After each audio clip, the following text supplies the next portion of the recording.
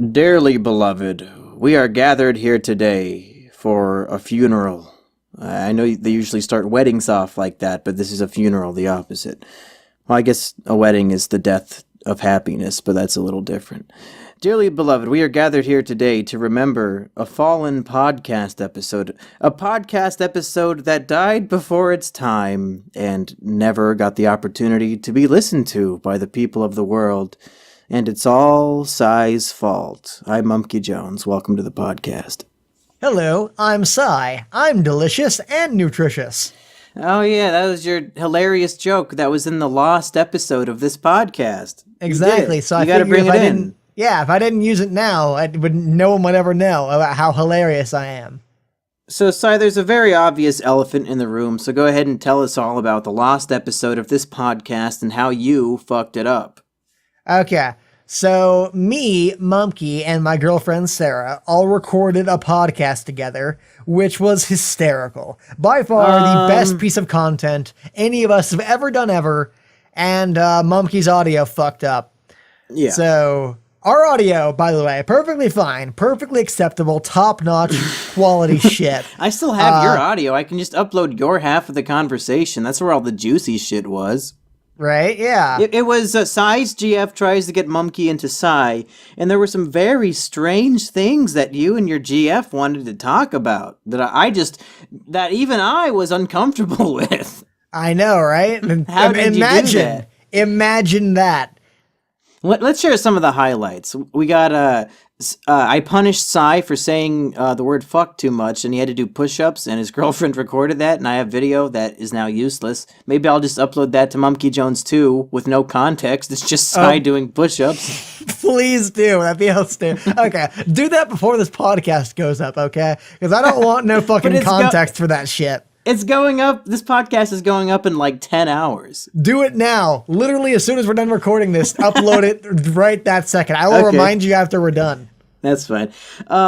They talked about how Sai's GF is staying at Sai's house, like with his whole family and his parents and his sisters. And I guess they had like shower sex, and the whole fucking family heard them, and they were utterly disgusted. It wasn't quite that interesting, but yeah, I guess that's the clickbait version of what happened. Yeah, I mean, you're not denying it, which is kind of the caught red-handed moment of that story. And they also talked about how Sai's dick is too small to break his girlfriend's hymen, and she still has it intact after they fucked, like, what, 5 times? Yeah, something like that. Again, that's the clickbait version of the story. Pretty funny. Yeah. It was a good podcast. Shame you fucked it up. Yeah. Somehow my audio got lost, or I don't know. Like, it wouldn't work when I tried to work with it. So I don't know what I did wrong. I probably saved it as a file that doesn't exist. Wonderful. Well done. As to be expected of a Mankey.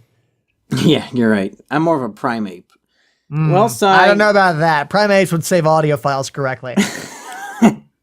This episode isn't about Lost Podcasts. It's about something else. Yeah, I don't know what this episode's about. Mumkey dragged me on, for context, Mumkey dragged me on to this podcast. Okay, I'm just going to read our message history, because I think that tells the story pretty fucking well. Okay, Mumkey messaged me as I'm about to go to sleep, and he says, Sai, it's time to record a podcast for tomorrow. I ask, about what? And he says, it's a secret, but I'll be getting you into something. Uh-oh. So I'm just as fascinated. Keep reading. The rest of the chat is just as interesting. Okay. I then say, Mumkey says, I'll be getting you into something. And I say, okay, works for me. And he says, I'll tell Sheep to shut the fuck up so we can record. And I say, good, that'll teach her. Fucking women. Fucking women, am I right? Fucking women, am I right? Always being loud when we're trying to record podcasts about our fetishes and shit. I know. Every day I deal with that shit. Yeah, because you're sisters. Yes, exactly. Don't they understand that you're a YouTube sensation and you need a quiet house to record your great S&O thesis? Exactly. I'm glad someone understands my genius and the torture I go through on a daily basis. We are kindred spirits in the realm of people being loud as we try to record shit. Mostly whoever the lawnmower man is at my apartment complex. He always wants to mow right when I want to record some Yu-Gi-Oh! That son of a bitch. And these fucking birds. There's always birds chirping outside my window. People say they can never hear them, but the problem is I can, and it's in the back of my head, so it doesn't matter if the mic's picking it up. It's driving me crazy. Have you ever been woken up at like 7 in the morning because there's fucking birds outside your window? I don't know if the glass on my window is made of paper or what, but it's like the bird is right up in my ear every morning. I can't even get a wink of sleep. And I go to bed at like 2 a.m., so I'm just fucked for the whole day. Ben Bailey has a great stand-up about that, about being tortured by an owl who won't let him sleep, and it's fucking hysterical. It's not a joke. It's not funny. Nobody has trouble with birds like me and whoever you're talking about does. I swear to God, everybody thinks I'm crazy. I post about it on Reddit and everybody says, oh, well, birds have a right to live there too. Bitch, that bird has no goddamn right to deprive me of sleep. I'll go fucking kill that bird. I'm gonna go to the bird feeder and put some anthrax in there. Fuck him. He probably doesn't even pay rent. Who? The bird in the tree. No, he has no goddamn right. Exactly. No goddamn right. You should call the landlord on him. He'll evict him. Now, Sai, the thing with this podcast is we and always by try evict, I mean shoot. Yeah. Evict it with my BB gun before I shoot my own eye out, kid. Sai, the conceit of this podcast is we try to get each other into something and then we never actually do. And then we just keep going on. Exactly. But this week, I think I'm bringing in something that you will not be able to deny. I think you'll say, yeah, I'm into that. Let's fucking do it all day long, baby. Sai, what I want to get you into this week, and this is funny, because the audience already knows based on the title, you're the only person in the whole world right now, as of this podcast being out, who doesn't know what I'm about to say. Yes, it's incredibly funny. The joke is on me, as it always is. Wonderful. It's really reminiscent of the last 20 years of your life. The joke is just on you. Yep, exactly. Yeah. Oh, Gundam style. Okay, Mumkey, I'm practically bursting at the seams of curiosity at this point. You've been blueballing me long enough. Fucking the Cold War didn't go on this long. Hurry up, get to the point. Sai, okay, what I want to get you into this week is a little thing I like to call depression. Sai, have you ever heard of this before? No, I have not. What is it?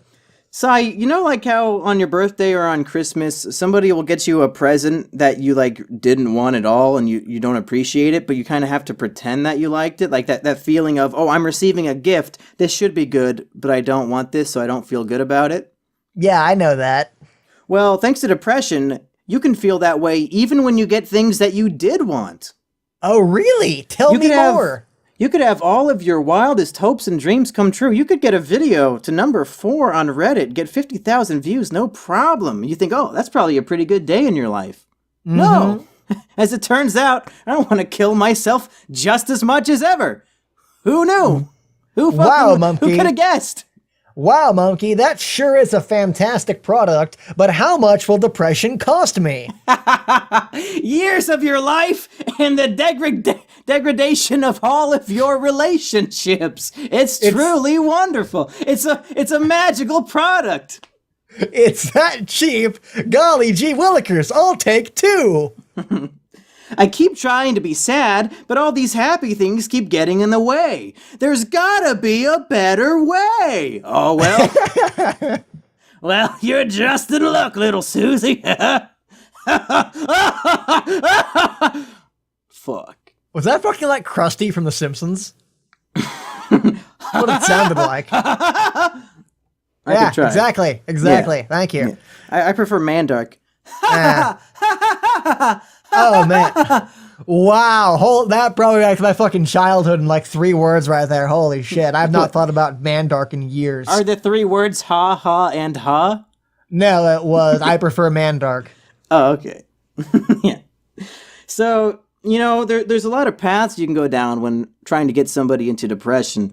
You can talk about how people will make assumptions about your life. Like, you know the whole privilege thing, like, oh man, I bet a white male, he has so much privilege, he must have no problems, and all that kind of shit. Yes, I do. Well, Like, when for it comes example, to- someone with 160,000 subscribers, they're so privileged, they must have no problems. Yeah, I bet they have tons of loving, adoring fans and never stay up awake at night wondering how you're going to get your YouTube career off the ground, even though everybody assumes that you must already be raking in the big bucks because you're such a big channel. Exactly. I'm glad I don't know what it feels like to be that. No, of course not. Well, what's great about depression is that people will just make assumptions about your life and say, oh, wait, but you have that going for you? You can't be depressed. Oh, wait, you don't live with your parents? You can't be depressed. You're out of college? You can't be depressed. You have a girlfriend? You can't be depressed. Oh man, I'm going to look down on you because you have this medical disorder condition. But because you have something in your life that should make it positive, I'm going to assume you can't possibly be feeling these negative emotions, and I'm going to give you shit for it. I don't know. In every YouTube comment section available. And this isn't to say, I dislike YouTube comment sections. I love every comment I've ever gotten, especially the mean ones. But I feel like I can tell when they're being ironic, which is fun, and when they're being genuinely mean. Like, if it's funny, it's great. But there's this sense of, oh man, Mumkey has a GF, and he showed her off in 2 videos. And by showing off, all that means is she appeared in them. Mm-hmm, oh, right, man. yeah. Since Mumkey has this GF, he's a completely different human being. I bet the moment he held her hand for the first time, his depression was cured. He never felt sad again. All his problems are solved. He's no longer the social outcast we thought he was. He's just a whole new man. He's a normie now. That's who he is. The guy who leaves his house probably twice a week. That's the biggest normie I know. The guy who has literally one friend in the entire world. What a fucking normie. I bet his life is perfect, and I'm going to assume that his condition is better just because he has a GF and I don't.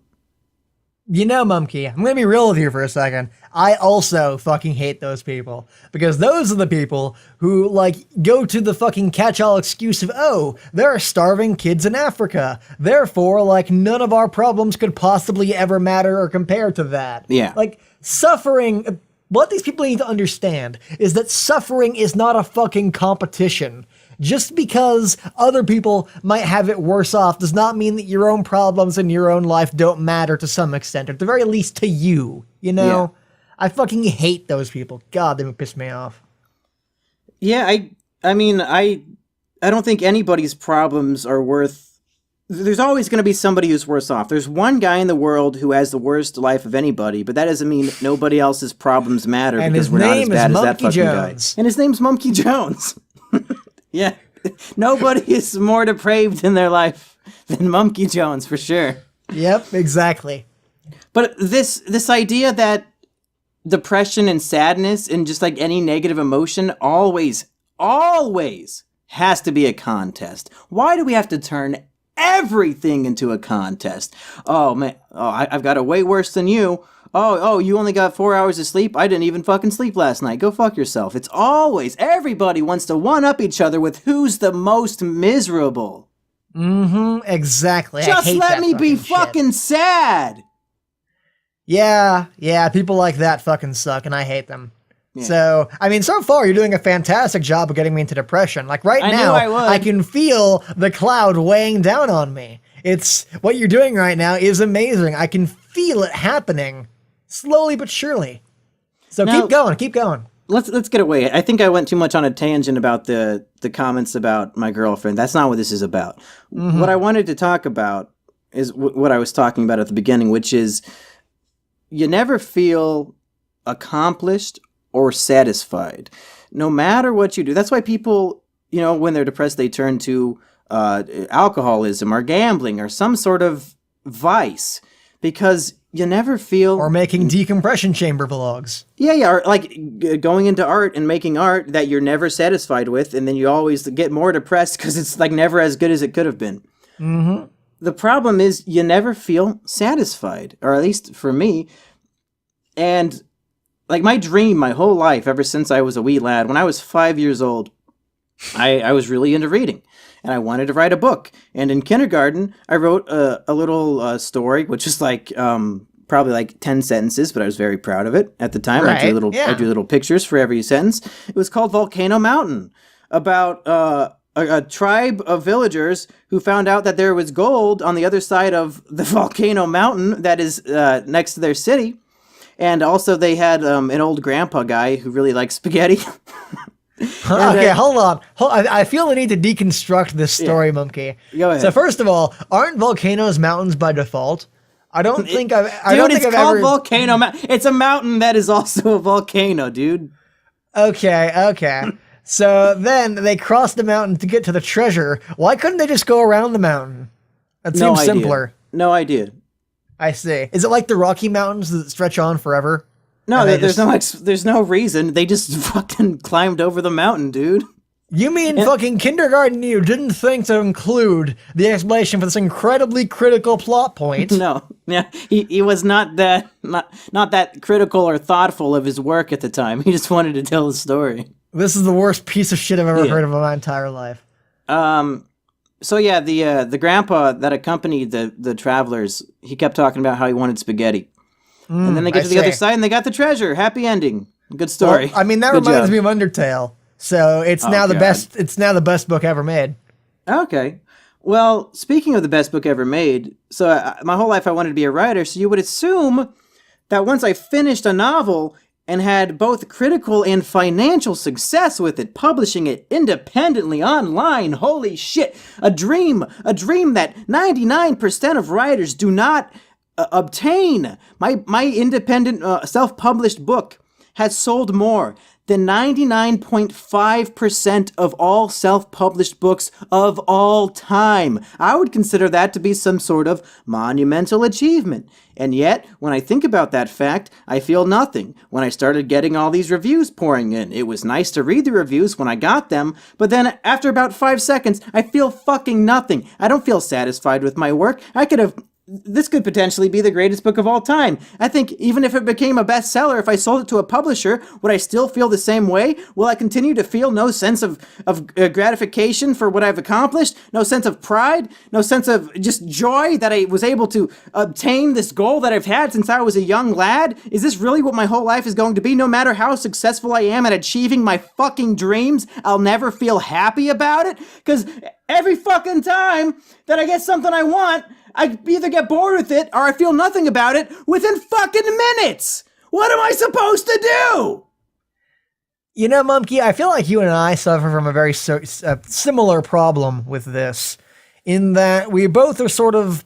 Now, I'm not sure what your reason for being dissatisfied with your book's performance is, but it's not with the performance. It's just dissatisfied with literally everything. I should be very proud of the book's performance, and I think even if it was a #1 bestseller, I would still feel this way. Although there's no way of knowing that for sure. Interesting. Okay.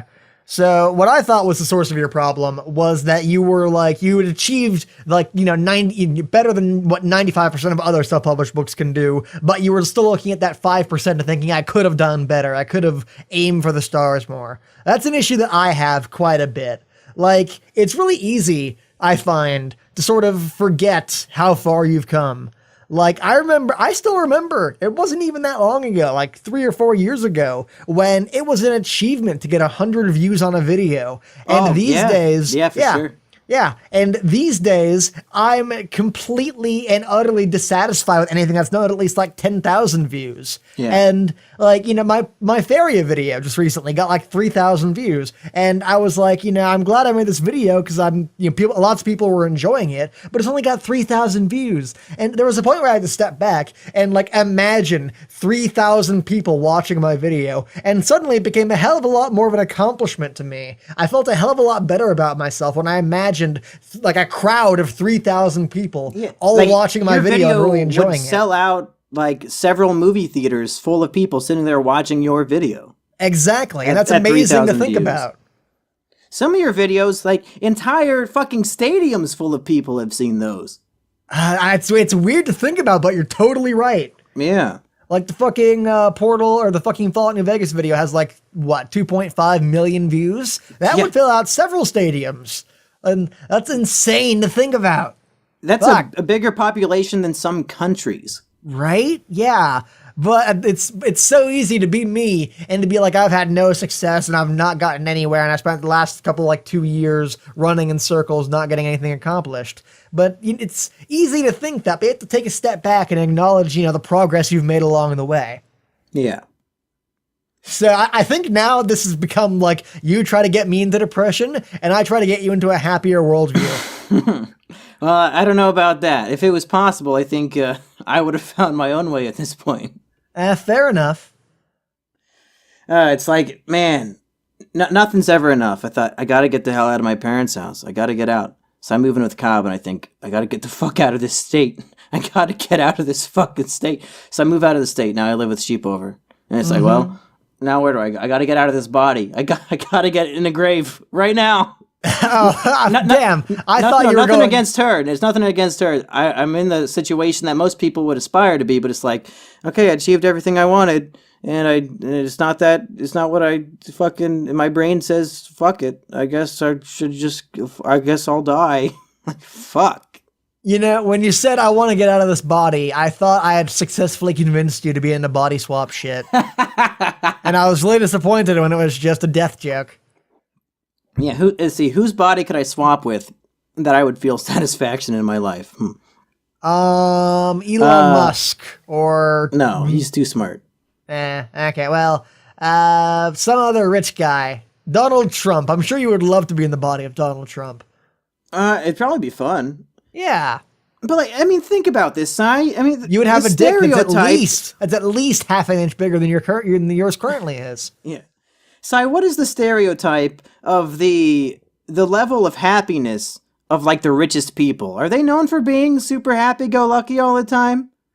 Not generally. No. Of They're course. Fucking miserable. Of course. Well, I've always had issue with that fucking phrase, money doesn't buy happiness. Because, okay, happiness is not a physical thing which you can buy, but money can definitely 100% buy you things that cause happiness. Yeah. So I don't fucking get that shit.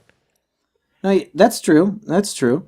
Yeah, like if I could go skydiving whenever I wanted to, I'd be pretty fucking happy. That's a way money could buy me happiness. Or, for example, I could buy myself as many YouTube views as I could ever possibly need. That would make me pretty fucking happy. You would be happy to know that all your views are artificial? Who cares? They're views. What? No. What? No, I'm kidding. That doesn't make any sense.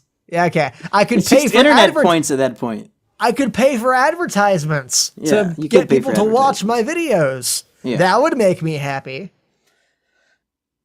But are you sure? Are you sure? Because yes, I'm pretty sure every aspect of my life would be improved dramatically if I was rich.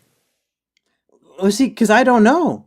Because my problem is I have these goals, I accomplish them, and then I feel nothing. So you don't think that's a possibility that maybe you think you'd be happy with all that money and fame, but maybe if you got it, you'd be like, well, shit, what do I do now? Now I guess my life meanders and is meaningless. No, because, well, okay, life on a grand scale is meaningless regardless of what you do, but it's about the personal goals you set for yourself, right? So that's what gives life meaning. What if your goals mean nothing to you once you achieve them? Then you create new goals that do mean things to you. That's okay. Yeah. So you always have a goalpost to work towards. That's the secret to, battling depression, I guess, is to constantly have something to work towards. And eventually, you can work yourself into a grave. Eventually, you'll die, and the depression will go away. That's the cure right there. Yeah, that's the cure. That's why I think about death every day. Mm-hmm, exactly. Man, okay. Well, that's my pitch, Si. You're gonna dial this 1-800 number and order yourself a big ol' heaping helping of depression? I think I'll pass. I think I'm too optimistic a person to ever give in to that. Oh, okay. Because, while I consider myself to be a nihilist, I also, fucking the analogy I've always used is like, life is ultimately pointless. It's like a game of Super Mario Bros, right? Like, nothing I do matters in any way, but I still jump the Goomba because it's fun, You just gotta jump that Goomba, dude. Exactly. That's the perfect metaphor for life, is jumping the Goomba. That's gonna be the title of my fucking what's it called? Self-help book? No, not self-help. Autobiography. Autobiography. Yeah, It that. sounds like a self-help book to me. Okay, autobiography / self-help book. Jumping the Goomba, the Psy story. It's a self-help book because the autobiography gives you a step-by-step detail of what not to do. Exactly. And then at the very end, it includes some cyanide pills. That's the best help you could ever possibly get. Cyanide spelled SYY-inide. Yep. Cyanide. Yep. That's at least more fucking clever than the fucking Psy Korean pop star memes. Yeah. So, The new Psy meme should be Psy should take some cyanide. yeah, I can get on board with that. You would rather people tell you to kill yourself than people like make reference to like a Korean pop star? At least then I would be dead, so I wouldn't care. Okay. Well, that's all I got for you, Psy, unless you got something else to fucking talk about. I believe that's it for me too. I got dragged onto this podcast against my will. I had no idea where it's going. So as far as I'm concerned, I'm content to let you end it. And it's past your bedtime. You got to get to sleep. And I have to upload a video of you doing, push-ups. Yeah, I'm glad you remembered that because I totally forgot, even though I said I would remember. All right. Well, Psy, we'll see what we get each other into next week. Indeed. See you then. Greetings. Wait, no. And I've been delicious and nutritious. Oh.